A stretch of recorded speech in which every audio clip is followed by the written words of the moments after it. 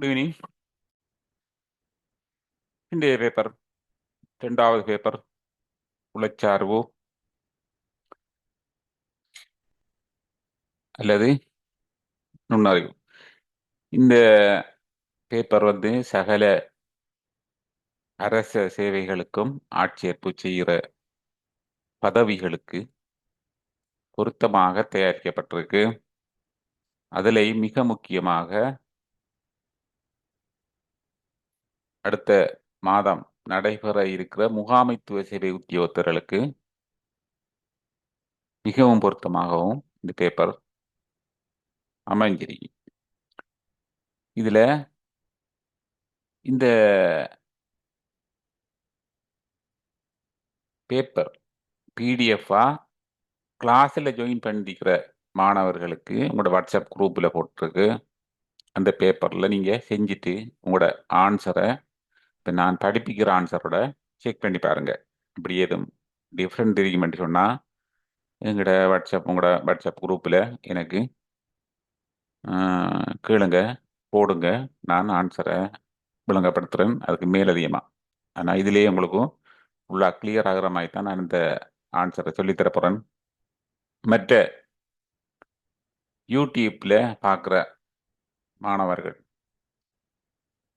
முதலாவது இந்த பேப்பரை நீங்கள் ஸ்க்ரீன்ஷாட் எடுத்துக்கொள்ளுங்க. ஆன்சர்கள் மார்க் பண்ணாத பேப்பர்.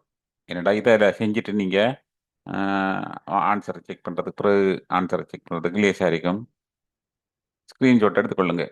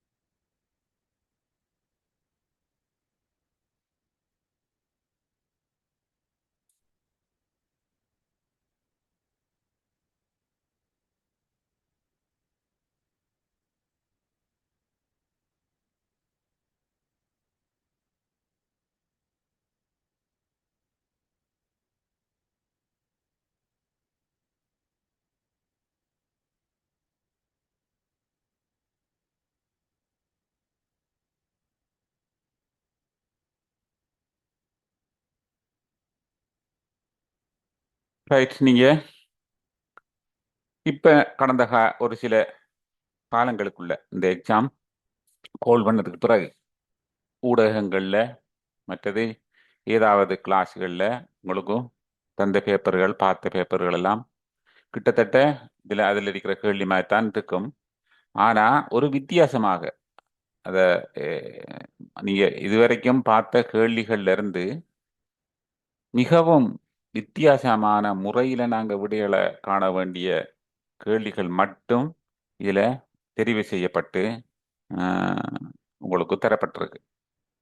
அதே மாதிரி கேள்விகள் ஒரு வித்தியாசமான விடை காண்ற வகையில் உருவாக்கப்பட்ட கேள்விகள்,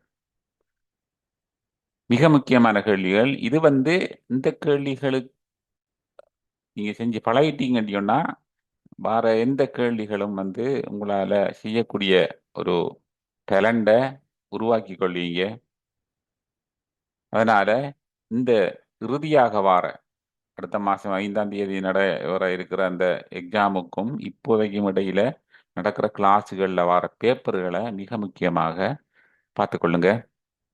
ரைட். இப்படியே வாங்கினாங்க ஆன்சரை பார்ப்போம். ரைட். இதில் பேப்பர் 343 இல்லது 2.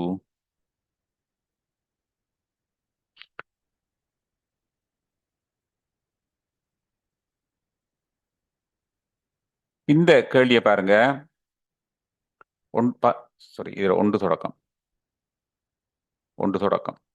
மேலே தரப்பட்டிருக்கும் அட்டவணையில் உள்ள சொற்களை வேறுபட்ட தலைப்புகளாக வகைப்படுத்தி அவை ஒவ்வொன்றுக்கும் ஒரு பெருமானம் வழங்கப்பட்டுள்ளது. இதில் இருக்கிற சொற்கள் வெவ்வேறு விதமான சொற்கள் இதில் உள்ளடக்கப்பட்டிருக்கு. அந்த ஒவ்வொரு விதத்துக்கும் ஒவ்வொரு புள்ளிகள் வழங்கப்பட்டது. கிட்டல புள்ளிகள் மாதிரி, பெரும்பாலான புள்ளிகள் மாதிரி. இப்போ மாவட்டம் சொன்னா மாவட்டம், இப்போ மன்னார் மாவட்டம் இருக்கு, அதுக்கு 2 புள்ளி. திரும்ப இன்னொரு எங்க இருக்கு மாவட்டம், கண்டி மாவட்டம் 2 புள்ளி. அம்பாறை மாவட்டம் 2 புள்ளி. அதே மாதிரி காலி மாவட்டம் 2 புள்ளி. நாடுகள் சொன்னா சீனாண்டா நாடு எத்தனை, 4 புள்ளி. சீனாக்கு 4 புள்ளி. இந்த மாதிரி நாடுகள். நாயகனண்டா ஆண்பால், ஆண்பாலுக்கு 3 புள்ளி.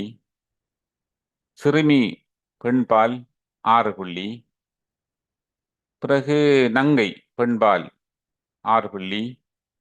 அடுத்தது மேசை தளபாடங்கள் 1 புள்ளி.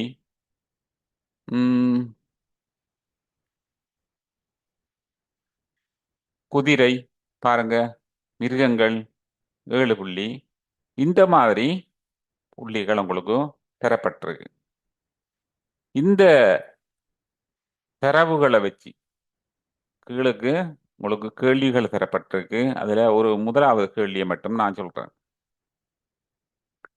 பாருங்க, 3, 9, 11, 19, 21 இலக்க அடைப்புகளுக்குள் உள்ள சொற்களின் மொத்த பெறுமதி.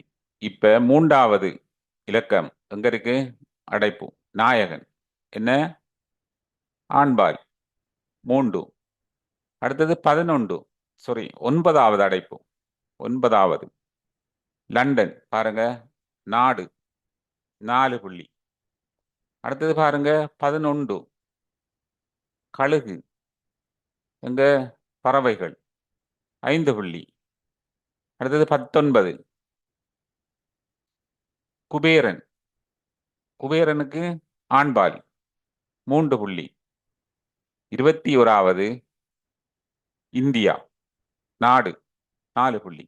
இப்ப அவ்வளவை நாங்க கூட்டணம் பண்ணி சொன்னா, என்ன ஆன்சர் தானே அவங்க கேட்குறாங்க. நீங்க கூட்டி பார்த்தீங்களான்னு சொன்னா இதுக்கு ஆன்சர் வரும் 19 வரும் என்று நினைக்கிறேன். நீங்க ட்ரை பண்ணி பாருங்க. இந்த மாதிரி ஒவ்வொரு இதுக்கும் நீங்க செக் பண்ணி பாருங்க. இந்த ஆன்சர்கள் உங்களுக்கு நான் தரையில்லை, ஏன்னு சொன்னா நீங்க இதை கண்டுபிடிக்கணும்ன்றதுக்காக நான் இதை தரையில்லை. இதுல ஏதோ உங்களுக்கு டவுட்டுகள் ஏதாவது உங்களுக்கு, ஏதா இது லேசான பார்வைக்கு ஒரு பெரிய கேள்வி மாதிரி இருக்குது.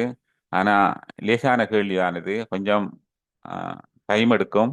ஆனா அந்த டைமை எடுக்காம நாங்க இவ்வளவு லேசா நீங்க செய்யறீங்களோ அது உங்களுக்கு ஒரு எக்ஸாமில் மிக விரைவாக ஆன்சர் பண்ணக்கூடிய டேலண்ட் உங்களுக்கும் உருவாகும். ட்ரை பண்ணுங்க. அடுத்தது அந்த கேள்விக்கு நான் 5 கேள்வியையும் நீங்க செய்ய. அடுத்த 6வது கேள்வியில பாருங்க, சொல்லுகள் தரப்பட்டிருக்கு கீழுக்கு, அதுக்கு சமனாக அமையக்கூடிய சொற்கூட்டத்தை கண்டுபிடிக்க சொல்லி. இதுலயும் நான் 6ல இருந்து பாருங்க 10 மட்டும். 6வதுக்கு 4வது விடை. அடுத்ததுக்கு 7வதுக்கு 4வது விடை. 8வதுக்கும் 4வது விடை. 9வதுக்கு 3வது விடை. 10வதுக்கு 1வது விடை. இது விடைகள். இதுக்குரிய காரணம் என்னவா இருக்குமன்றத நீங்க யோசிச்சு அதை செக் பண்ணி பாருங்க. என்னடினா அந்த நானும் விடையும் சொல்லி நானும் காரணத்தை சொன்னேன்னா உங்களுக்கு அது நீங்க அதுக்கப்புறம் சிந்திக்க மாட்டீங்க, யோசிக்க மாட்டீங்க. ஏன்னா உங்களுக்கு ஒரு யோசனை ஒன்று இருக்கணும்ன்றதுக்காக நான் ஆன்சரை தாரேன். இந்த ஆன்சர் எப்படி வந்திருக்குமன்றத செக் பண்ணுங்க. அடுத்தது சொற்றொடர்கள். இதுல இருக்கிற இந்த இந்த 11 வரைக்கும் 15 வரையான 11ல இருந்து 15 வரையான வினாக்களுக்கு நீங்க இதுல தரப்பட்டதை விட இதை பாரு, உங்களோட பேப்பர்ல அது சரியா இருக்கும். உங்களோட பேப்பர்ல சரியா இருக்கும். ஆனா இந்த ஆன்சர் பேப்பர்ல கொஞ்சம் இந்த கேள்விகள் பிள்ளையா என்ற பற்றி இது பிள்ளை, இது பிள்ளை, இது அவசியம் இல்லை உங்களுக்கும். என்னடா நான் அந்த தொடரை அப்படியே தந்திருக்கிறேன். இந்த தொடரை பார்த்து அந்த உங்களோட பேப்பர்ல விடையை கண்டுபிடிங்க. 12வதுக்கு 13வதுக்கு இந்த ரீசன் இதில் தந்திருக்கிறேன். 12வதுக்கு இந்த தொடர் எப்படி அமைஞ்சிருக்கு, 99லிருந்து 3, 9லிருந்து 9 9 18, பிறகு 9 மாறும் 15, அந்த மாதிரி அந்த தொடர் அமைஞ்சிருக்கிற விதத்தை நான் இதில் தந்திருக்கிறேன். அதை நீங்கள் செக் பண்ணி கொள்ளுங்க 15வதுக்கு வரைக்கும். இந்த 14வதுக்கும் சரி 14வதுக்கும் இந்த போட்டிருக்கு பாருங்க, உங்களுக்கு ஏபிசிடி என்ற இதில் போட்டு செக் பண்ணிங்கன்னு சொன்னால் இந்த 14வதுக்கும் 15க்கும் ஆன்சர் வரும். ஆனால் ஆன்சரை நான் ஏற்கனவே தந்திருக்கிறேன், இதை நீங்கள் செக் பண்ணி பாருங்க. இந்த இந்த இந்த பேப்பரில் நான் படிப்பிக்கிற இந்த ஆன்சர் பேப்பரில் இருக்கிற இந்த இதுகள் பிழையானது. உங்களுக்கு தந்த பிடிஎஃப் பேப்பரில் அது சரியா இருக்குது. ரைட், அடுத்த கேள்வியை பாருங்க, 16ஆம் கேள்வியை பாருங்க. வங்கி ஒன்றில் சாதாரண வட்டியில் வைப்பிலிடப்பட்ட ஒரு தொகையானது 4 வருடங்களில் 7,920 ரூபாவாகவும் 6 வருடங்களில் 8,880 ரூபாவாகவும் மாறுகிறது எனில் வைப்பிலிடப்பட்ட தொகை என்ன? இதுல நீங்க என்ன செய்யுங்கன்னா, டிபாசிட் பண்ணது எக்ஸ் என்று எடுத்துக்கொள்ளுங்க, இன்ட்ரெஸ்ட் வருட வட்டி y என்று எடுத்துக்கொள்ளுங்க. இப்ப நாங்க சமன்பாடு எடுத்துக்கொள்வோம். 6 வருஷத்துல அவங்க தந்துருக்குறாங்க எவ்வளவுன்னு சொல்லி, 6 வருஷத்துல முதலோட சேர்த்து வட்டியும் சேர்ந்துக்க மாட்டோம்னா 8,880 தந்திருக்கிறாங்க. அதே மாதிரி 4 வருடத்துல முதலோட சேர்த்து வட்டியையும் சேர்த்தா எங்களுக்கு 7,920 அவங்க தந்திருக்கிறாங்க. இந்த 2 சமன்பாட்டையும் எடுத்து நீங்க தீர்த்து பார்த்தீங்கன்னு சொன்னா எக்ஸ் வந்து 6,000ம் y வந்து 6,000, எக்ஸ் வந்து 6,000ம் y வந்து 480 உங்களுக்கு கிடைக்கும். இப்ப இதுல இருந்து நீங்க இந்த ஆன்சரை நீங்க கண்டுபிடிக்கலாம், என்ன தொகை என்று சொல்லி. அடுத்தது பாருங்க, 17வது கேள்வி. ரமணன் 5% வருட வட்டி அடிப்படையில் 2025 4 7ஆம் தேதி ரூபா 4,000 ரூபா கடன் பெற்று 2025 6 19ஆம் தேதி முழு தொகையையும் செலுத்தினான் எனில் அவன் செலுத்திய வட்டி தொகை எவ்வளவு? இப்ப பாருங்க, நாங்க இது இப்ப நாட்கணக்கில் நாங்க பார்க்க வேணும். நாங்கள் நாட்களை நாங்க வேறையா பார்த்த மாட்டோம் சொன்னா, ஏப்ரல்ல வந்து 24 நாள், மேயில வந்து 31 நாள், ஜூன்ல வந்து அவங்க 19ஆம் தேதி செலுத்துறாங்கன்னு சொன்னா 18ஆம் தேதி வரைக்கும் இன்ட்ரெஸ்ட். இந்த நாட்கள் வந்து 73 நாட்கள் வரும். அப்ப நாங்க 4,000க்கு 5% வட்டி என்று சொன்னா 100க்கு 5% வட்டி 365ல 73 நாளுக்கு வருட வட்டியான அவங்க தந்திருக்கிறாங்க. இப்ப நாங்க இதை நாங்க தீர்த்து பார்த்தோம்னு சொன்னா ஆன்சர் வந்து 40 ரூபா விடையாக கிடைக்கும். அடுத்தது, மாம்பழத்தின் விலையானது 20% அதிகரித்தால் ஒருவர் வளமையை விட 40 ரூபாவுக்கு 4 மாம்பழங்கள் குறைவாக வாங்க முடியும். எனவே விலையேற்றத்திற்கு முன்னால் 15 மாம்பழங்களின் விலை என்ன? விலையேற்றத்துக்கு முன்னால் என்னது? வளமையா அவர் 40 ரூபாய்க்கு எத்தனையோ பழங்கள் வேண்டுவார். ஆனா அந்த விலை கூடுனதுக்கு பிறகு 4 பழங்கள் குறைவாத்தான் கிடைக்குது அவருக்கு, ஏண்டா விலை கூடிட்டு. இப்ப கேட்காங்க 15 மாம்பழங்களுக்கு பழைய விலையில நின்று. இப்ப பாப்போம், 40 ரூபாய்க்கு எக்ஸ் மாம்பழங்கள் என்றா தெரியாது எங்களுக்கு எத்தனை மாம்பழங்கள் சொல்லி. இந்த புது விலையில நாங்க இந்த பெறுமதியை பார்த்தோம்னு சொன்னா 40 ரூபாய்க்கு 20%, 100க்கு 20% கூடுது. சக 40 ஏண்டா இது வந்து அதிகரிச்சது, இது எங்கட 40 ரூபா. இப்ப எல்லாத்தையும் சேர்த்தா எங்களுக்கு எக்ஸ் வரணும், அதாவது மாம்பழங்கள்ற எண்ணிக்கை வர வேண்டும். இப்ப பாருங்க, இதை தீர்த்து பார்த்த மாட்டோம் நாங்களுக்கு எக்ஸ் சமன் 48. 48 ரூபாய்க்கு எத்தனை மாம்பழம்? ரைட். இப்ப பாருங்க, டிஃபரண்ட் எவ்வளவு? 4 பழங்கள் குறைவாக வாங்க முடியும். என்னன்னா டிஃபரண்ட் வந்து 8. இரண்டா ஏற்கனவே நாங்கள் 40 ரூபாய்க்கு வாங்குறது இப்போ 48 ரூபாய்க்கு வாங்குறோம். வித்தியாசம் வந்து 8. ஆனால் 8 ரூபாய்க்கு வந்து எத்தனை பழம் குறையுது? 4 பழம். 8 ரூபாய்க்கு 4 பழம் குறையுது. அப்போ ஒரு மாம்பழத்துல விலை 2 ரூபாய். இது புதிய விலை. இப்போ நாங்கள் என்ன தேவைங்களுக்கு பழைய விலை பார்க்கணும். இப்போ பாருங்க, புது விலை 20 பழங்களுக்கு 40 ரூபாய் என்று சொன்னால் எங்களுக்கு பழைய விலையை வை என்று எடுத்துக்கொள்ளுங்க. இப்ப பழைய விலையோட சேர்த்து 20% கூடுது. பழைய விலை வந்து வை. வையில 20%, வை தர 20/100 சமன் 2 ரூபாய். கூட்டினால் 2 ரூபாய். இந்த பழைய விலை ஒரு தொகை, அதோட சேர்த்து கூடுற தொகையும் சேர்த்தா 2 ரூபா மொத்த விலை வருது ஒரு மாம்பழத்துக்கு. அப்ப இதை தீர்த்து பார்த்தீங்கன்னு சொன்னா வை சமன் 10/6. பழைய விலை 10/6. வை சமன் 10/6. இப்ப 15 மாம்பழ கிழங்குகளுக்கு பாருங்க, 15 தர 10/6 பெருக்கணும் என்று சொன்னா எங்களுக்கு 25 ரூபாய் வருது 15 மாம்பழங்களுக்கு. ரைட். அடுத்த கேள்வியை பாருங்க. 25 ரூபாய், 4வது விடை. ஏ என்பவர் ஒரு வேலையை 12 நாட்களில் முடிக்கிறார். பி என்பவர் ஏயை விட 60% விரைவாக முடிப்பார் எனில் அதே வேலையை பி என்பவர் தனியாக எத்தனை நாளில் முடிப்பார்? இப்ப பாருங்க, ஏ வந்து உதாரணமாக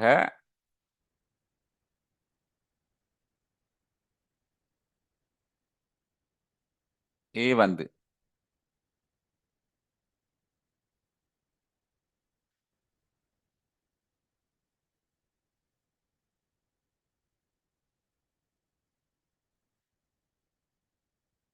இப்ப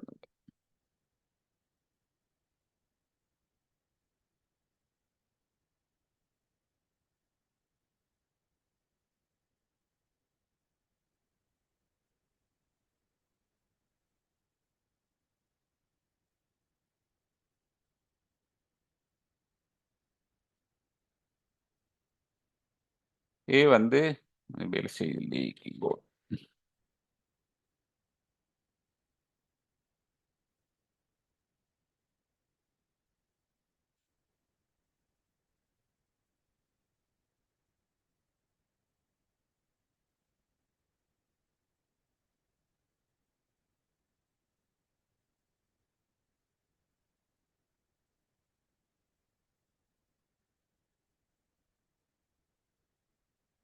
அது வேலை செய்யல, சாரி.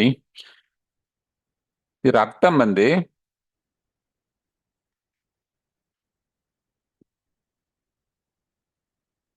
Sorry student.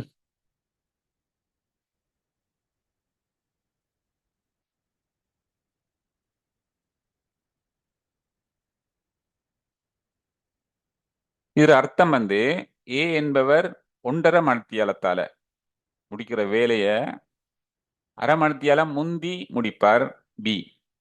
இப்ப ஏக்கு வந்து 1.5 மணித்தியாலம் வண்டியுனால் பிக்கு 1 மணித்தியாலம். அதான் இதுல அர்த்தம்.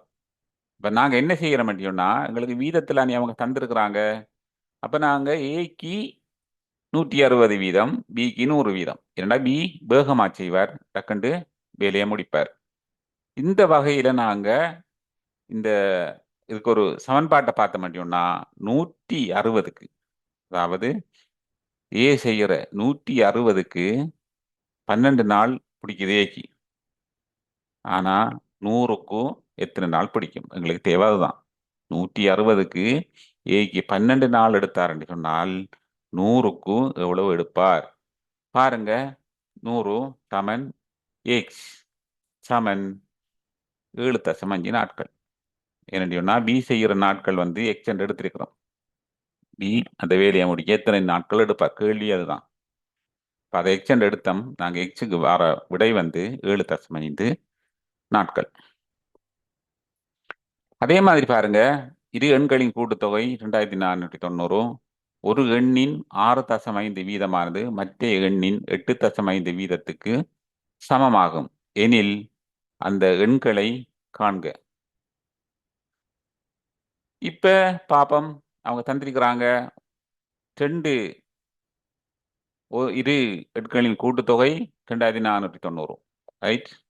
அடுத்தது ஒரு எண்ணின் 6.5 வீதம். ஒரு எண்ணின் 6.5 வீதம் சமன் மற்ற எண்ணின் 8.5 வீதத்துக்கு சமப்படுத்துறோம். இப்ப இதை நாங்க சமப்படுத்த மாட்டோம்னா எக்ஸ் தர 6.5, y தர 8.5 சமனாகும், ரெண்டும் சமனாகும். இப்ப இதுல இருந்து எக்ஸை நாங்க அறியலாம். எக்ஸுக்கு பெறுமதி என்ன என்றா இங்க இருக்கிற 6.5 சமனுக்கு இஞ்சால கொண்டு வந்த மாட்டோம்னா 6.5 கீழே வரும். இப்ப நாங்க வைக்கி சமன்பாடு ஏற்கனவே போட்டு இருக்கிறோம். நாங்க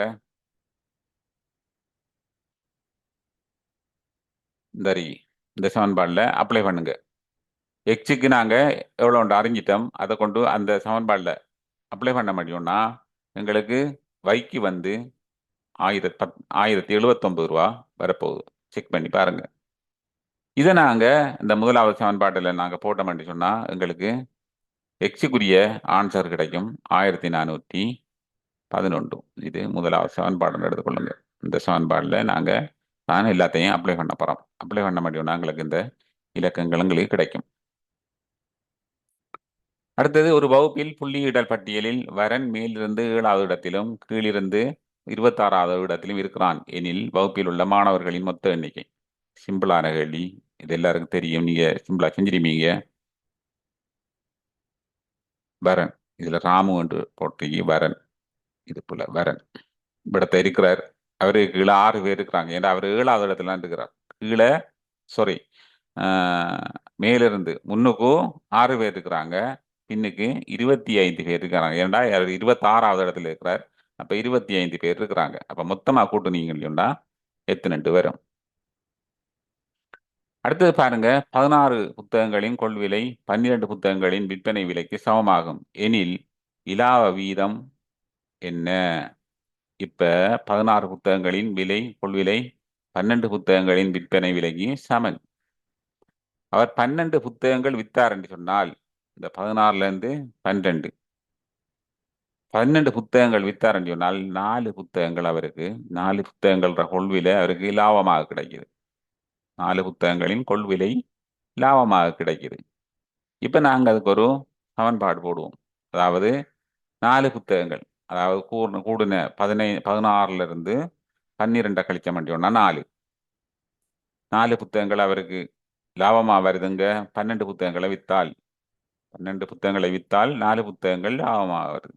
அப்ப 100 போட்ட முடியும். நாங்களுக்கு வீதம் வரப்போகுது 100 கீழ் 3 வந்துக்க முடியும். நாங்களுக்கு அதை சுருக்கிற முடியும். நாங்களுக்கு 33 3 வரணும். 2வது விடை வர வேண்டும். அடுத்த கேள்வியை பாருங்க.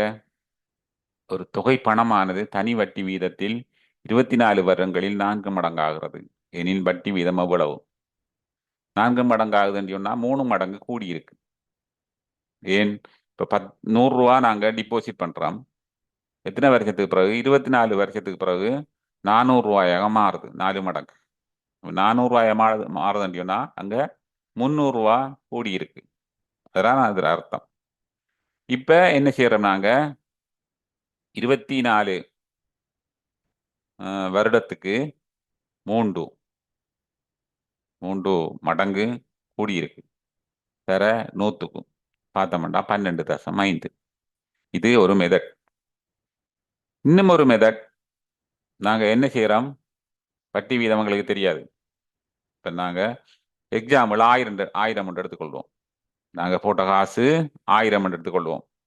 வட்டி 100க்கு வை வீதம் வட்டி எத்தனை வருஷத்துக்கு? 24 வருஷத்துக்கு. எவ்வளவோ வட்டியா வருது? 3000 ரூபா வட்டியா வருது. இந்த 3 மடங்கு. இந்த முதலையும் சேர்த்தா 4 மடங்கு.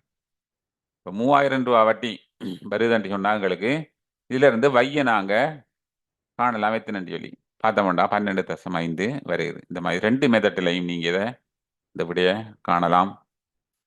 அடுத்தது 2a சமன் 3b சமன் 4c. ஏ பிக்கு சி இன் பெருமானம் என்ன? அதாவது ஏக்கும் பிக்கும் சிக்கும் நாங்க பெருமானத்தை காணணும். இந்த மாதிரி வந்தால் நீங்க ஒரு சிம்பிளாக யோசிக்க தேவையில்லை. எந்த ஒரு பெரிய வழிகளுக்கு நீங்கள் போக தேவையில்லை. இப்போ ஏக்கு எவ்வளோன்னு பார்க்கணும் அப்படின்னா பியிலையும் சியிலையும் இருக்கிற இலக்கங்களை கூட்டி விடுங்க. பெருக்கி விடுங்க. ஏக்கு பார்க்கணும் அப்படின்னா பியில் 3 இருக்கு, சியில் 4 இருக்கு, 12. பியை பாருங்க, ஏ இலத்தின இருக்கு 2, சி இலத்தின இருக்கு 4, 4 8. சியை பாருங்க, ஏயில 2, பியில 3, 6. அப்போ 12க்கு 8 6. இதை நீங்க சுருக்கி பாருங்க, 6 4 3. சிம்பிள், யோசிக்க தேவையில்ல, சிம்பிளா இந்த மாதிரி கேள்விகள் வந்தால். அடுத்தது இது நான் உங்களுக்கு சொல்ல தேவையில்லை. இந்த ஏபிசிடி 26 எழுத்தையும் நீங்க ஓர்டர்களை போட்டு நம்பரை போட்டு பாருங்க, இதுக்குரிய நம்பர்கள் ஆன்சர் கிடைக்கும். அடுத்தது ஏ, பி என்ற இரு குழாய்கள் முறையே 10 மணி 15 மணி நேரத்தில் ஒரு தொட்டியை நிரப்பும். ஏ 10 மணி என்றுனா பி 15 மணி. இரு குழாய்களும் ஒரே நேரத்தில் திறந்து விடப்பட்டால் தொட்டி நிரம்ப எவ்வளவு நேரம் எடுக்கும்? இரு குழாய்களும் ஒரே நேரத்தில் திறந்து விடப்பட்டால். இதுக்கு சிம்பிளான விட, எதுவும் நீங்க யோசிக்க தேவையில்லை. இந்த மாதிரி 2 குழாய் வந்தால் இதை அப்ளை பண்ணுங்க. ஏ தர பி கீழுக்கு ஏ சக பி. ஏ தர பி என்றா 10 தர 15, கீழுக்கு ஏ சக பி என்றா 15 சக 10. இந்த ரெண்டையும் அப்ளை பண்ணி சமன்பாடை தீர்த்து பாருங்க, உங்களுக்கு ஆன்சர் வரும். இந்த மாதிரி கேள்விகள் வந்தால் மிகச் சுருக்கமான ஒரு வழி. அடுத்த இதை பாருங்க, செவ்வகங்கள். கீழே தரப்பட்டுள்ள உருவில் காணப்படும் செவ்வகங்களின் எண்ணிக்கை பாருங்க. இந்த செவ்வகங்கள் நாங்க காண்றதுக்கு ஒரு சமனாக இருந்தால், இந்த சைட்டும் மேல் நிறையும் நிரலும் சமனாக இருந்தால் இந்த ஆன்சரை, இந்த சமன்பாட்டை போடுங்க. 1 3 அடுக்கு சக 2 3 அடுக்கு சக 3 3 அடுக்கு கூட்டின வேண்டியொன்னா எங்களுக்கு 36. அதையும் விட எங்களுக்கு நீங்க எப்படி ஒரு சமன்பாடு இருக்கு, n பிரகத்துக்குள்ள n+1 கீழே 2 அதன் வர்க்கம். இந்த சமன்பாட்டை அப்ளை பண்ணி தீர்த்து பாருங்க, எங்களுக்கு 36 வரும்.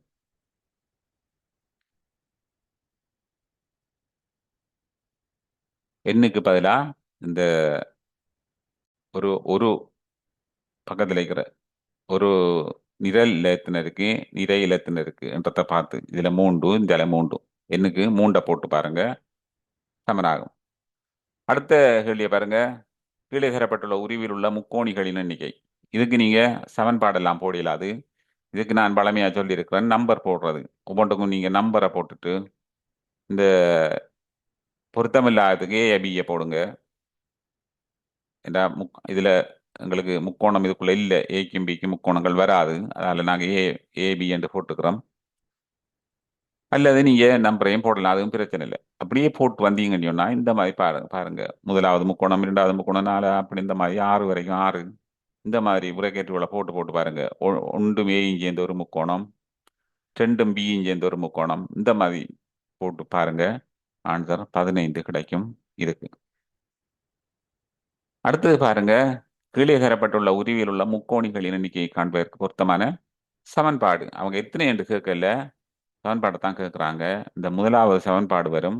நீங்க செக் பண்ணி பார்க்கணும் அப்படின்னா இதுக்கு இந்த முக்கோணிகளுக்கு எப்படி இந்த மாதிரி வந்தால் எப்படி நாங்க முக்கோணம் பார்க்குறோம். ஏற்கனவே நாங்க படிச்சிருக்கோம், வீடியோ போட்டிருக்கிறேன்.